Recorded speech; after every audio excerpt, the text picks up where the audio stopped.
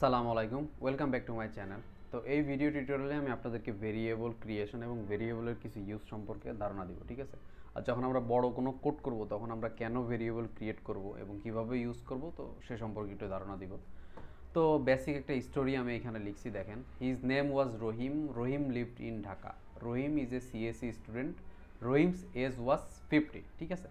তো এখানে আমরা একটা গল্প শেয়ার করতেছি, যে এখানে হিরো হইতেছে যে রহিম, ঠিক আছে। তো রহিম আমরা ফুল প্যারাগ্রাফে অনেকবার ইউজ করছি। এখন ইনকেস মনে করেন যে আপনার রহিম নামটা চেঞ্জ করতে হবে পুরো গল্প থেকে, ঠিক আছে। তো এখানে আপনি যখন F10 চাপ দিবেন, তো আমরা আউটপুটটাকে দেখে নিই। আচ্ছা, তো শিফট চাপ দিয়ে এসকেপ চাপ দিলে এটা ক্লোজ হয়ে যায়, ঠিক আছে। তো শিফট চাপ দিয়ে F10 দিয়ে দিলে টার্মিনালটা অন হয়।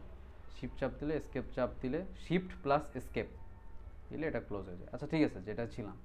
তো মনে করেন যে আপনার এই রহিম নামটা চেঞ্জ করতে হবে, ঠিক আছে।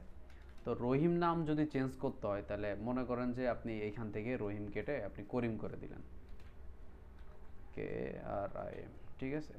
F10 চাপ দিলেন, তো এইখানে আমরা দেখতেই পাচ্ছি তো করিম হয়ে গেছে, কিন্তু বাদবাকিগুলো কিন্তু রহিম আছে।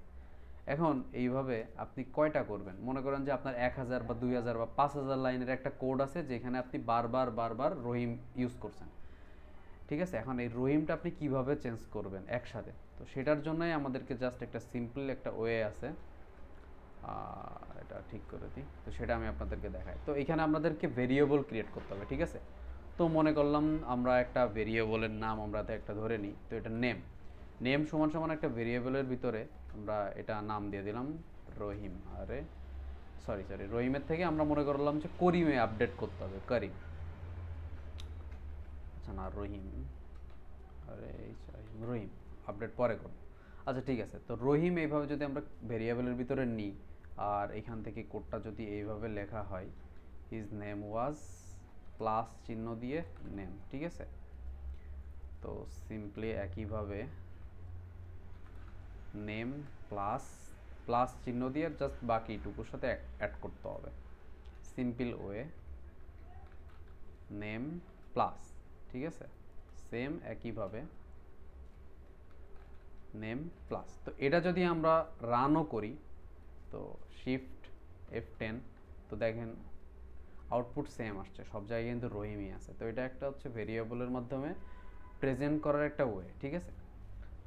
এখন মনে করেন যে এই ক্ষেত্রে যদি আমাদেরকে নামটা চেঞ্জ করতে হয়, মনে করলাম যে রহিমের বদলে আমার নাম এখন নামটা চেঞ্জ করে নাইম রাখবো, ঠিক আছে। তো সেক্ষেত্রে আমি জাস্ট এইখানে চেঞ্জ করবো NAYEM। তো এবার রান করে দেখি, দেখেন সব জায়গায় নাম চেঞ্জ হয়ে গেছে, নাইম নাইম নাইম নাইম। তো সিম্পল ওয়েতে আমরা একসাথে অনেকগুলো কাজ করে ফেলতে পারি। তো যখন আমরা বড় কোনো কোড করব, সেক্ষেত্রে আমরা অবশ্যই ভেরিয়েবলের ইউজ করব এবং এভাবে স্পেসিফিকভাবে সুন্দরভাবে কোডটা লিখব, রিপ্রেজেন্ট করব। সেম একইভাবে আরেকটা দেখায়, এজ দেখায়। এজ সমান সমান মনে করলাম যে রহিমের বয়স 100 বছর। 100 বছর আসলে এজ হইতে পারে না, মনে করলাম যে 50 বছর, ঠিক আছে। তো নেম রহিম এজ ওয়াজ, এইখানে সেম একইভাবে প্লাস এজ দিয়ে দিলাম, ঠিক আছে। তো এটা রান করে দেখি রান হয় কিনা। হ্যাঁ, রান হয়েছে, সাকসেসফুলি রান হয়েছে। এখন প্রশ্ন হইতেছে যে এটা তো এজ তো নাম্বার। এখন আপনারা কোশ্চেন করতে পারেন যে এজ তো নাম্বার, আপনি কেন এটা স্ট্রিংয়ের হিসাবে আর কি ইয়ে করলেন।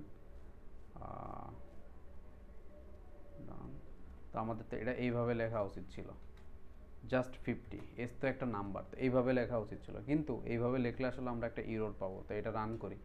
তো এটা রান করলে আমরা দেখেন যে একটা ইরোর পাইছি, can only concentrate string not integer. তো আমরা স্ট্রিং আর ইন্টেজার এভাবে একসাথে লিখতে পারি না।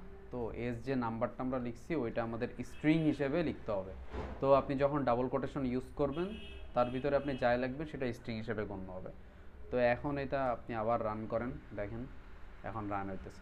তো এই বিষয়গুলো অবশ্যই সতর্ক থাকতে হবে, ঠিক আছে। কোড করার সময় বড় যখন কোড করব বা যে কোনোভাবে একটা কোড উপস্থাপন করার জন্য সুন্দরভাবে উপস্থাপন করতে হয়। তো আশা করি ভিডিওটা আপনাদের ভালো লাগছে। অবশ্যই লাইক কমেন্ট শেয়ার করবেন, ঠিক আছে। নেক্সট ভিডিওতে ইনশাল্লাহ দেখা হবে। সে পর্যন্ত ভালো থাকবেন। Thank you. আসসালামু আলাইকুম।